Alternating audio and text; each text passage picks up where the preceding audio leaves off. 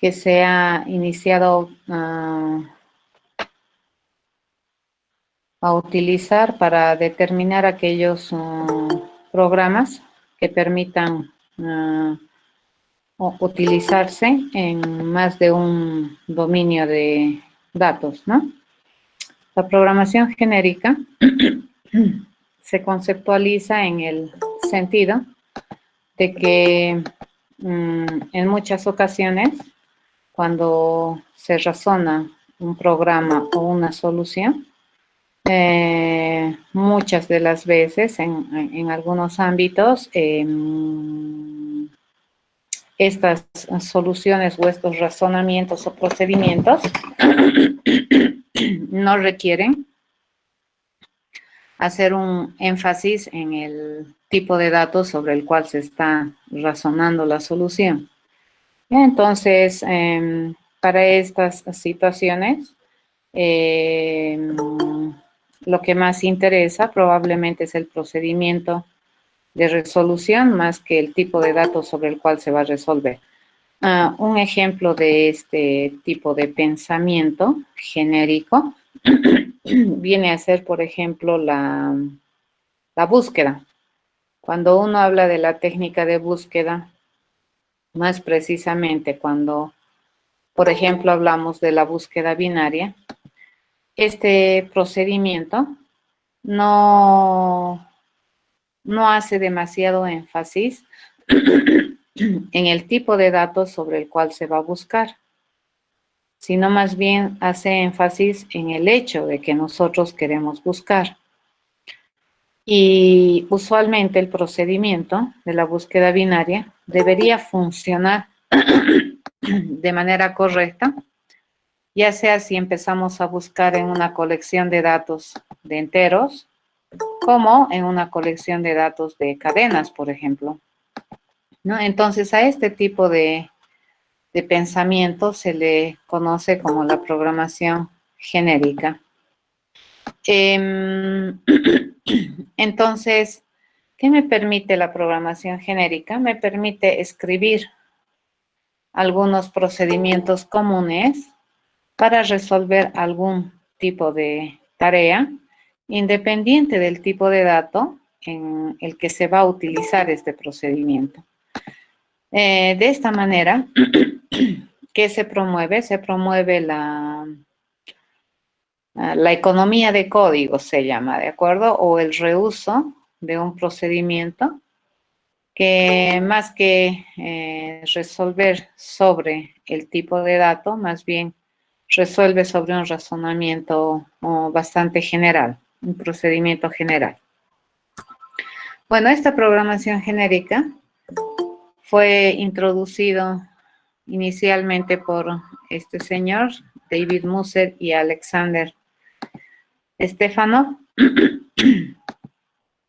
y lo que tratan de hacer ellos es identificar, ¿no?, estos procedimientos o estos algoritmos de manera independiente del tipo de dato en el que se va a aplicar. Uno de estos señores ha sido uno de los diseñadores del lenguaje de programación C, y en este lenguaje de programación se introduce, ¿no?, este concepto de genéricos a los, por ejemplo, operadores.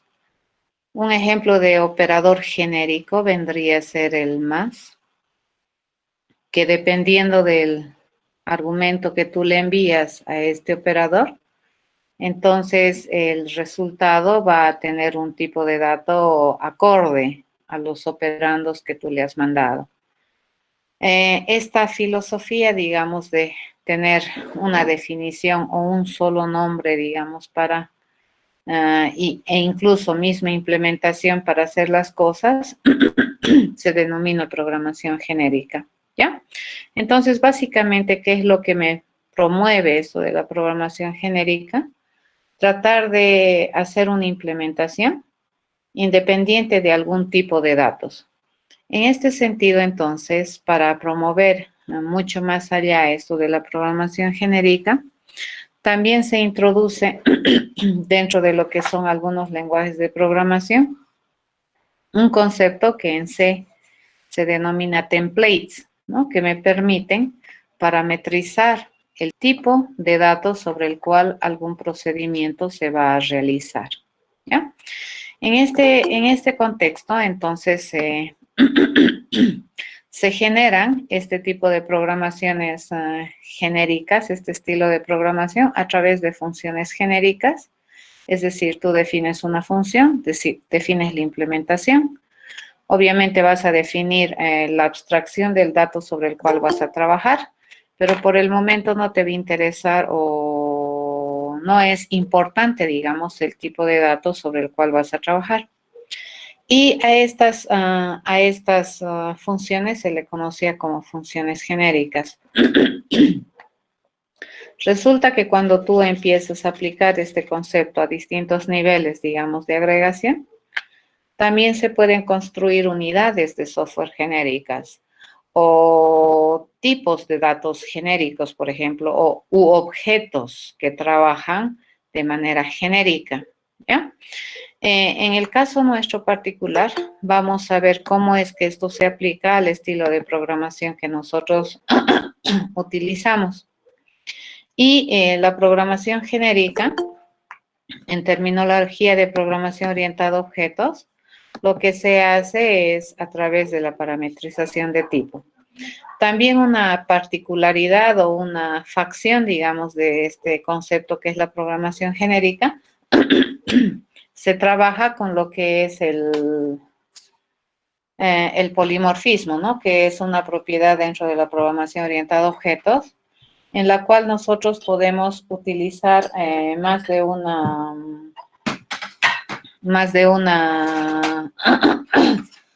nominación, le llamaremos, o más de una implementación para una misma nominación. Eso es el polimorfismo, ¿correcto? Eso también me da una sensibilidad de genericidad en el pensamiento. Bueno, más adelante, cuando ustedes estén viendo materias que ya son de desarrollo de software, probablemente una de las cosas que van a aprender es patrones de diseño que te permiten hacer diseño de software, ¿no? Y es un concepto que nació también en esa época en la que la programación orientada a objetos empezó a tener bastante popularidad en la década de los finales de los 80 y principios de los 90. Entonces ahí también se toma este concepto de lo que es programación genérica. Como les había comentado, las dos personas a las que se les atribuye este concepto, uno de ellos es el diseñador, ¿no? Del lenguaje de programaciones que trabajan con este concepto de programación genérica. Entonces, hay muchos artículos o hay algún tipo de bibliografía. Y sí, hay varios, Ezequiel. Los lenguajes de programación tienen su lugar en distintos ámbitos. Por ejemplo, cuando ustedes lleven sistemas operativos, redes, esas cosas, muy rara vez van a programar en programación orientada a objetos. Probablemente ahí más van a programar en procedural, ¿de acuerdo? Y probablemente el lenguaje más interesante para hacer cosas en sistemas operativos viene a ser el lenguaje C, el ANSI C, ni siquiera el C++, el ANSI C. Entonces, esos lenguajes son muy buenos para algún tipo de aplicaciones, ¿correcto? Pero para aplicaciones de propósito general, la programación orientada a objetos, ¿qué poderío te da? Si ustedes han podido darse cuenta, el poderío que tiene la programación orientada a objetos es sus niveles de abstracción, ¿correcto? Que te permiten definir tus propios tipos de datos. Si tú concibes un dato que es compuesto y que es complejo y que no te lo provee el lenguaje de programación, entonces tranquilamente tú puedes definir tu idea de dato con programación orientada al objeto. Pero en la actualidad existen muchos lenguajes de programación que tienen fortalezas, todos los lenguajes, sin excepción, y los paradigmas también de programación, sin excepción, tienen ventajas y desventajas, ¿no? Otro lenguaje que está pisando fuerte en estos últimos tiempos es Python, que es un híbrido, ¿ya? Y que se utiliza muchísimo para las partes de inteligencia artificial, ¿ya? Cuestiones de robótica, eso se utiliza mucho Python. Lenguaje C es antiguito el ANSI C, pero muy poderoso, les cuento, y en nuestra época, en nuestra generación, o en la generación de ustedes, o en esta época, lenguaje, el ANSI C se puede considerar como el lenguaje de más bajo nivel de los altos niveles, ¿de acuerdo? Todos los lenguajes que nosotros utilizamos son lenguajes de alto nivel, pero dentro de ese conjunto de los lenguajes de alto nivel, el lenguaje ANSI C se consideraría el lenguaje de más bajo nivel. Prácticamente en C hay muchas cosas que el programador tiene que controlar a mano, ¿de acuerdo? No te transparenta algunas cosas como los otros lenguajes de más alto nivel. Entonces, el paradigma de programación más las tecnologías que dan soporte a estos paradigmas siempre tienen utilidad en distintos ámbitos, ¿ya? Y si es que tú estarías dentro del paraguas de lo que es la programación imperativa, estos conceptos que nosotros miramos, por ejemplo, estado, datos, declaración, definición, uso, eso es común en toditos estos lenguajes de programación que respetan una filosofía imperativa. ¿Qué lenguajes no estarían, digamos, con esta, no serían similares si quieres aprender? Vendrían a ser, por ejemplo, Haskell, Hooks, Pizza, que vendrían a ser lenguajes que tienen un paradigma o que responden a un paradigma de programación funcional. O Prolog, Lisp, por ejemplo, ahí tú no vas a encontrar estado. ¿Por qué? Porque las bases conceptuales son diferentes, ¿ya? No es el estado, digamos, el que te permite determinar cuán correcto es tu pensamiento. En Prolog Lisp, la formalidad que me permite determinar la correctitud de una solución viene a ser la lógica, ¿ya? Entonces, todos los lenguajes tienen su lugar. Obviamente, a medida que pase el tiempo, hay algunos lenguajes que han persistido más en el tiempo, uno por la popularidad, otro por el soporte que tiene y otro por su versatilidad, ¿de acuerdo? Por ejemplo, hay lenguajes que hace años se manejaba BASIC, por decirles, o ADA, ¿no? Esos lenguajes han ido quedándose hacia atrás una vez que han empezado a salir nuevas propuestas de lenguaje que tenían probablemente mejores manejos con cuestiones de sistemas operativos o conceptualmente también te daban mayores prestaciones de servicio. Entonces, no deberían tener miedo de aprender algún lenguaje de programación. Y dependiendo de lo que tú vayas a trabajar, probablemente vas a necesitar programación orientada a objetos, tal vez vas a necesitar inclusive lenguajes cuando vean más arriba, que son los sistemas de información, probablemente vas a necesitar aprender otros lenguajes, como por ejemplo el SQL, que son lenguajes de consultas, ¿no? Y toda la base del SQL no tiene nada que ver con el estado, que la declaración, la asignación, sino más bien está fundamentado con el álgebra relacional, que es teoría de conjuntos. ¿De acuerdo? Entonces, eso es Ezequiel. Pero ahorita, a ver, retomando el asunto este de la programación genérica, la inspiración viene a darse por el siguiente principio. Cuando los programadores hacemos un programa, básicamente, ¿qué estamos haciendo?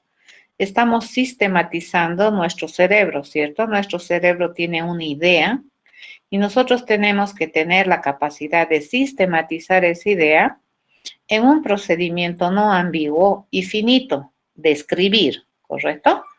Y encima, no nos interesa tener un procedimiento que solamente resuelva un caso muy particular, muy específico para un valor X y para un valor Y. No resolvemos así.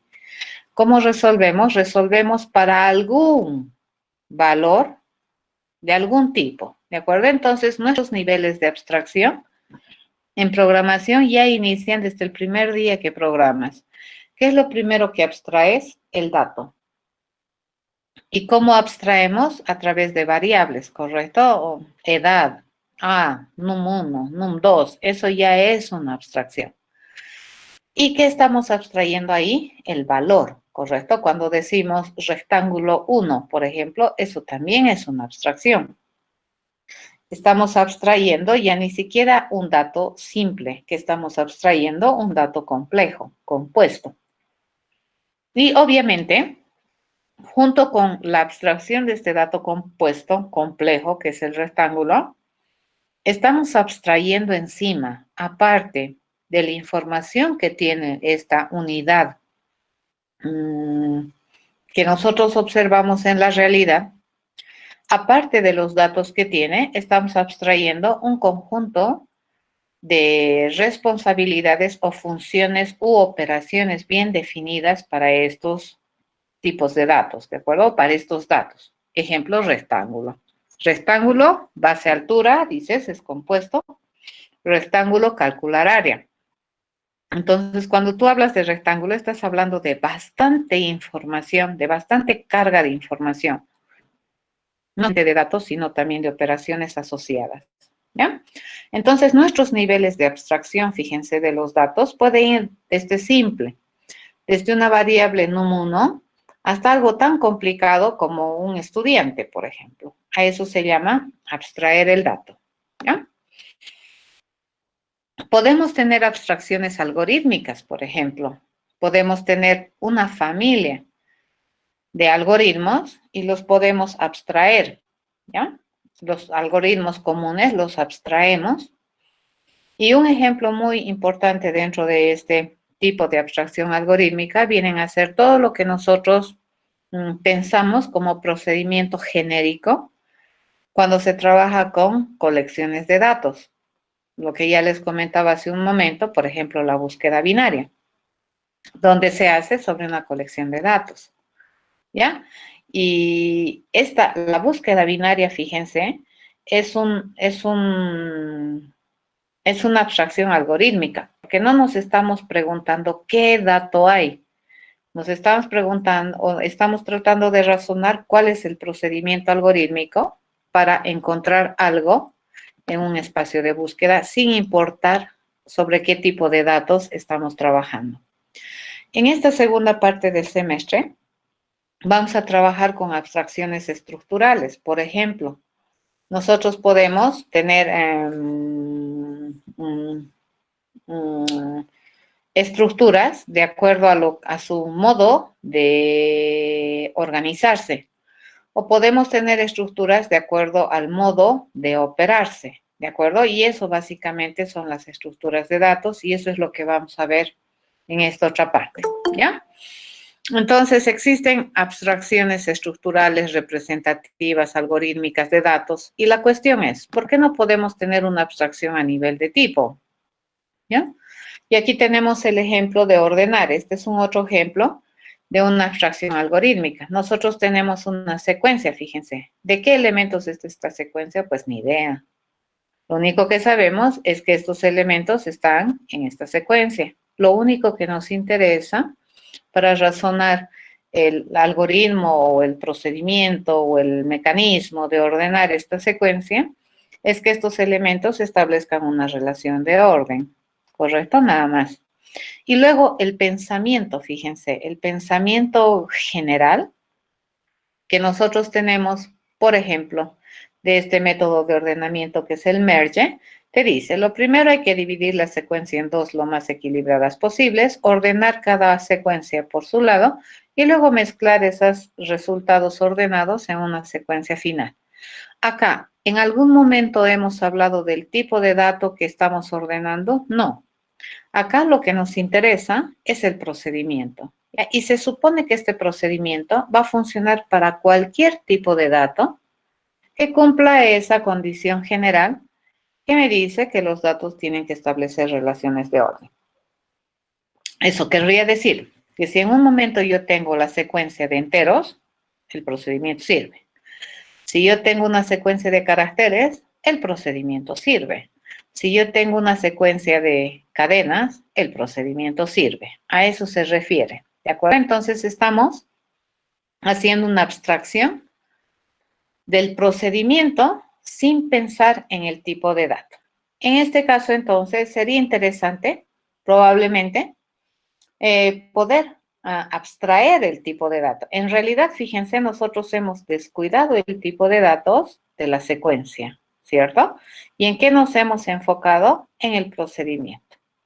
Ok, en este caso entonces, en ese caso particular del ordenamiento, ¿qué estamos haciendo? Estamos haciendo, sin que se den cuenta, están haciendo un procedimiento genérico, ¿ya? Es independiente del tipo de datos. Este otro ejemplo, cuando nosotros queremos sumar dos números, fíjense, número, ya resulta ser un concepto bastante universal desde la terminología matemática, ¿no? Entonces, básicamente mi procedimiento para sumar dos números en entendimiento general es A más B. Así se suma dos números, ¿correcto? Y aquí ni siquiera nos estamos preocupando si son enteros, naturales, reales, complejos, fraccionarios, racionales y demás cosas que tenemos dentro de lo que es la categoría de números. A mí me interesa decir sumar dos números. ¿Cómo se suma? A más B. ¿Ya?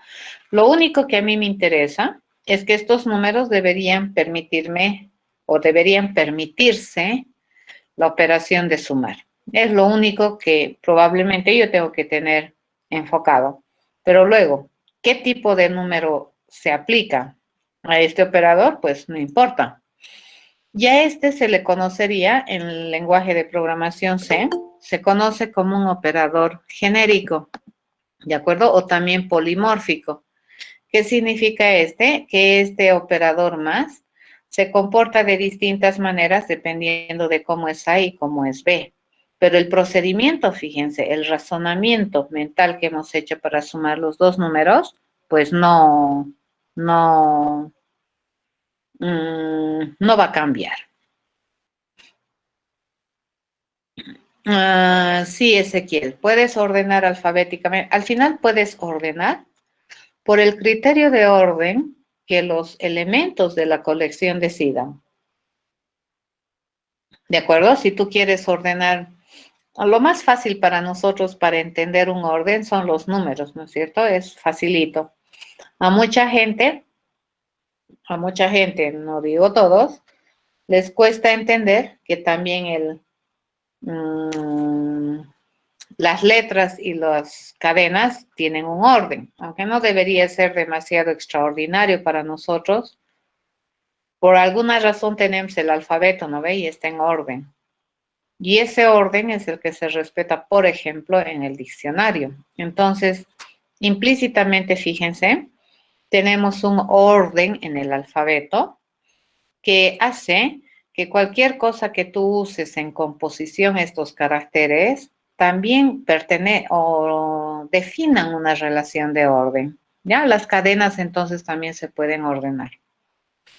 ¿De acuerdo? Y al final, aunque no fuera ni por alfabeto, ni por número, digamos, tú quieres ordenar dos rectángulos, el rectángulo definirá su criterio de orden, pero mientras se permita ordenar estos elementos, la estrategia de orden va a funcionar.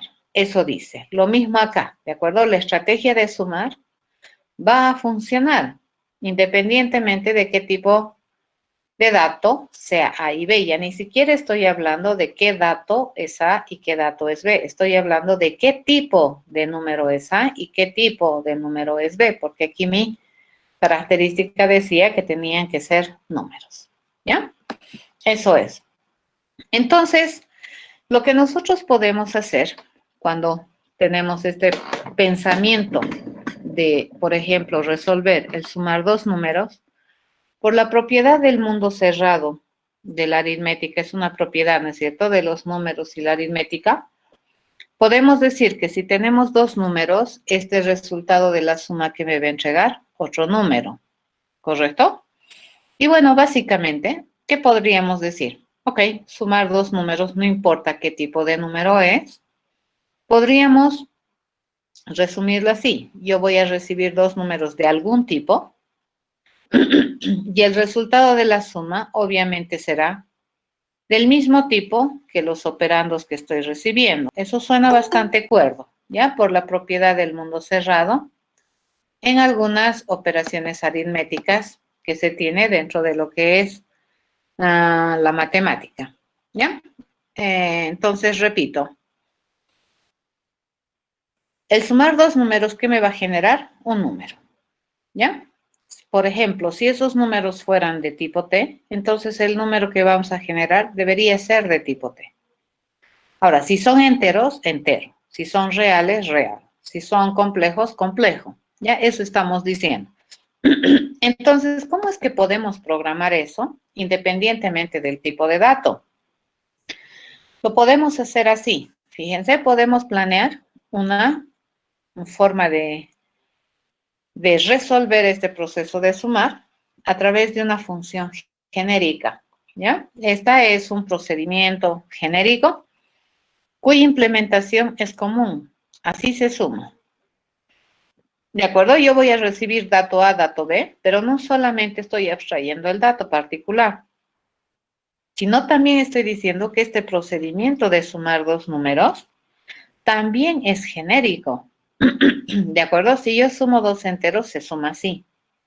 Si yo sumo dos reales, se suma así. ¿Ya? Entonces, en este caso, además del dato, que ya está abstraído, ¿de acuerdo?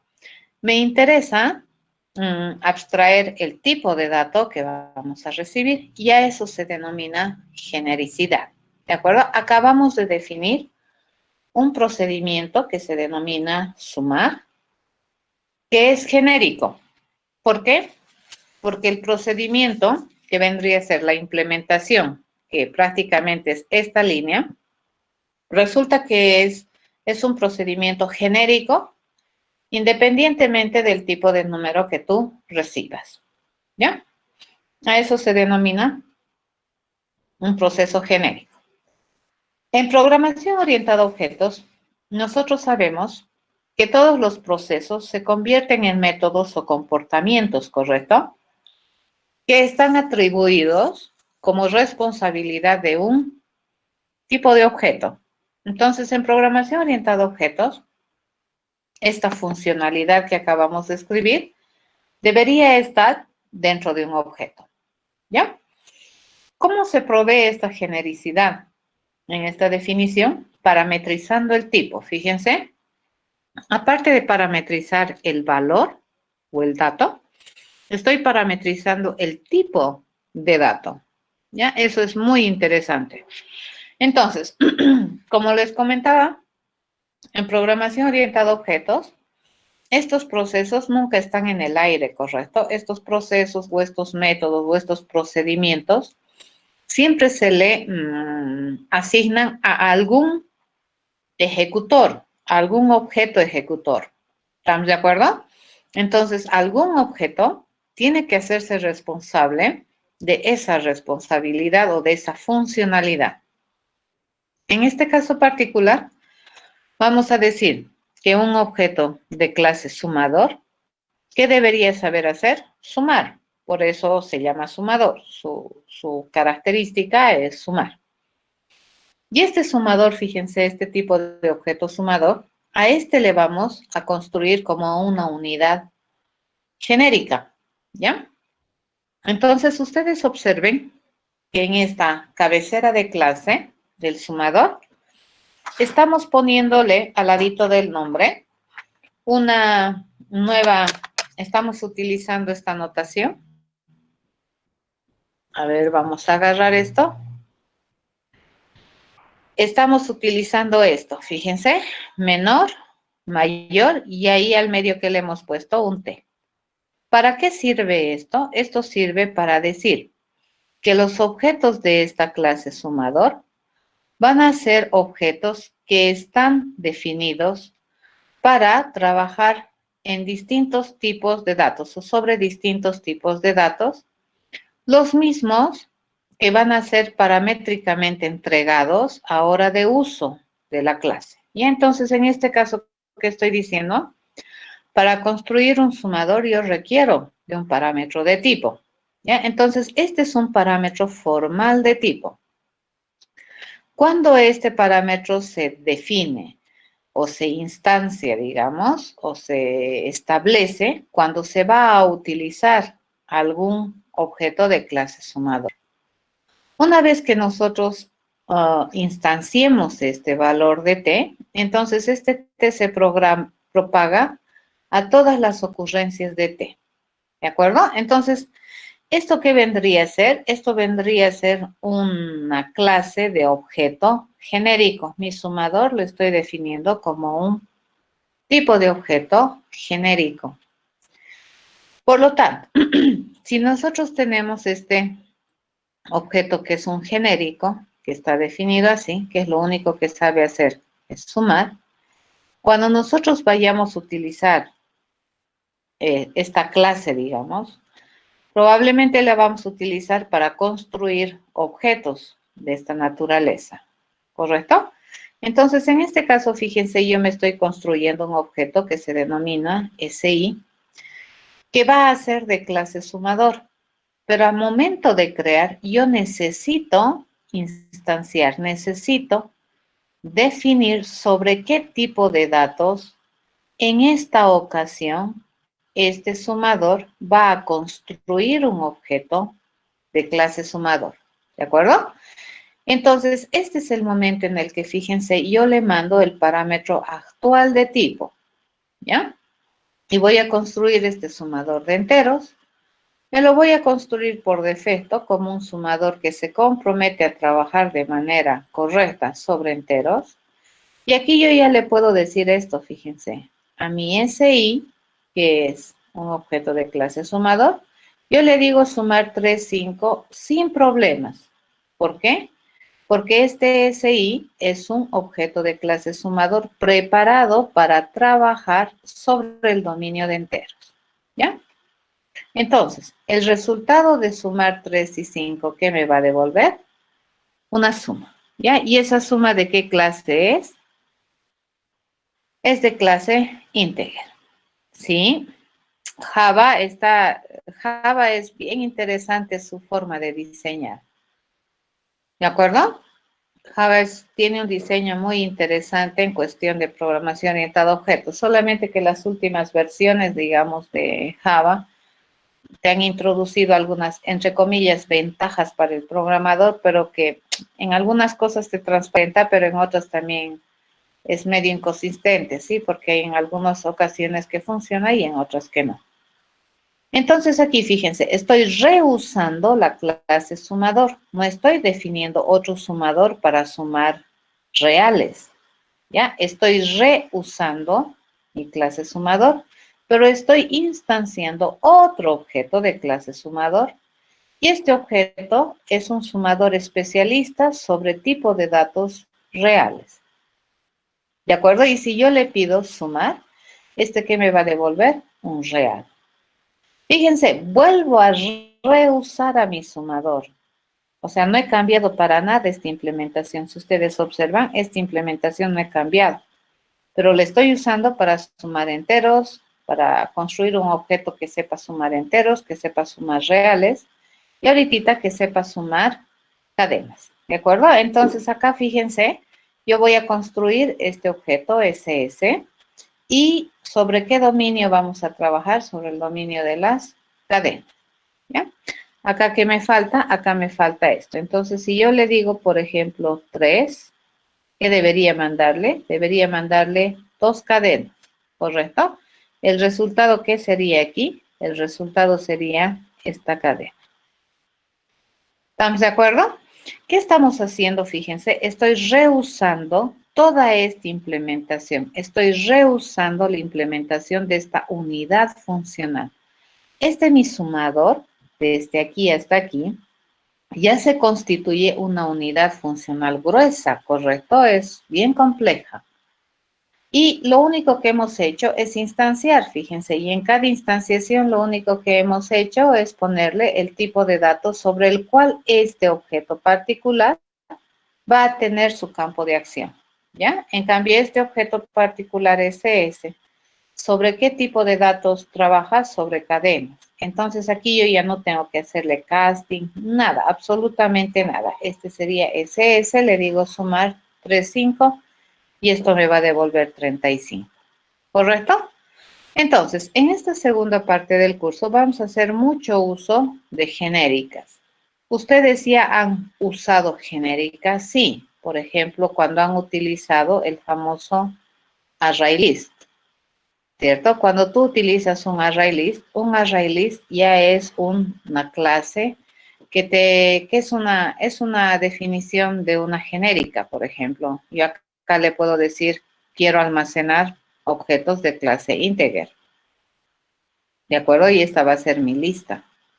Pero si yo quisiera tener un arreglo de cadenas, no tengo que volver a hacer el arreglo, ¿correcto? O sea, toda la implementación que ya está dentro del arreglo, porque fíjense que mi array list tiene un montón de cosas ya implementadas. El array list es una estructura, acá me voy a poner ya, el array list ya es un tipo de objeto que tiene un montón de funcionalidades definidas. Y da lo mismo que si yo, por ejemplo, agarro un array list, como estaba haciendo hace rato, que me permita almacenar enteros, ¿ya? Y yo puedo utilizar, fíjense, toda esta lista de prestaciones de servicios para poder trabajar con L. Pero si yo decido en una segunda oportunidad, digamos, o en otra oportunidad, tener un array list que me permita almacenar cadenas, que por ejemplo sea la L1, todas estas prestaciones de servicio, fíjense, siguen disponibles para L1, independientemente del dato que nosotros hayamos almacenado. Entonces, estos procedimientos que tiene la array list, obviamente van a ser genéricos, ¿correcto? Estos han sido pensados para resolver algunas necesidades que se tenga cuando se almacena una colección, ¿ya? ¿Y por qué son genéricos? Porque esta clase ya per se es una clase que determina parametrizar su tipo de datos. Entonces, fíjense, ustedes ya han utilizado relativamente fácil este concepto de genericidad, ¿ya? Bueno, eso es genéricas. Las genéricas, entonces, es la capacidad por la cual yo puedo definir o puedo construir una unidad funcional independiente del tipo de datos sobre el cual va a trabajar. Usualmente se hace esto para definir procedimientos comunes, ¿no es cierto? Que son bastante comunes y se supondría que el procedimiento debería funcionar bien para cualquier tipo de datos, ¿ya? Cuando hablemos entonces de estructuras de datos, que es nuestra próxima unidad fuerte en la materia, las estructuras de datos per se, fíjense, ya se consideran un estilo de abstracción y también estarían consideradas desde algún punto de vista como un ejemplo de lo que es la programación genérica. ¿Alguna pregunta?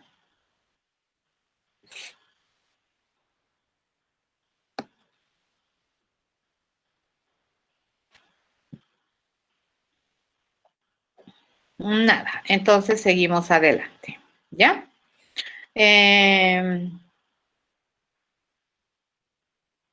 Siguiente unidad que quiero mostrarles, que es necesario que entiendan bien, es este concepto, que si bien es prácticamente técnico dentro de lo que es programación, es importante conocerlo, ¿ya? Y a pesar de que es técnico y en términos, si tú utilizas, por ejemplo, el JDK como lenguaje de programación para mostrar que tus pensamientos funcionan. Los lenguajes, JDK en particular te transparenta algunas cosas que se debería saber a la hora de programar y entender, ¿no es cierto? La traducción de nuestro cerebro a un procedimiento sistemático para que una máquina electrónica pueda, entre comillas, entender y ejecutar, ¿ya? Bueno, este concepto de la asignación dinámica o asignación de memoria, básicamente, tiene que ver que cuando nosotros programamos, utilizamos recursos de la computadora, ¿de acuerdo? Cuando nosotros pensamos, seres inteligentes los programadores, literalmente o prácticamente o idealmente, los programadores no tienen límites, ¿cierto? Cuando tú hablas de números, no tienes límite. Y se supondría que en teoría los números son infinito hacia arriba, infinito hacia abajo. O sea, el número más complicado que quieras pensar, pues hay, ¿no? Pero en programación, aparte de sistematizar nuestro pensamiento, pues también tenemos que tener harto cuidado con que esos procedimientos que nosotros definimos como soluciones a algunos problemas también tienen sus limitaciones, ¿correcto? Y tiene que ver mucho con esto de los recursos de la computadora que, por cierto, son limitados. A ver, cuando nosotros ejecutamos procesos, utilizamos procesador, obviamente, para hacer las operaciones aritméticas, las comparaciones, esas cosas que están ya descritas en circuitería interna de la computadora. Pero por otro lado también, el estilo de programación que nosotros manejamos es a través de la transición, ¿no es cierto?, de estados. ¿Eso qué quiere decir? Partimos de un estado inicial y hacemos varias cosas para tratar de llegar a un estado final. Ya ese es el principio más o menos en la programación imperativa. Y estos estados, fíjense, que vamos generando en búsqueda de nuestro estado final, nosotros usualmente los recordamos a través de variables. Y esos estados deberían estar almacenados en algún lugar, que en este caso vendría a ser la memoria, ¿ya?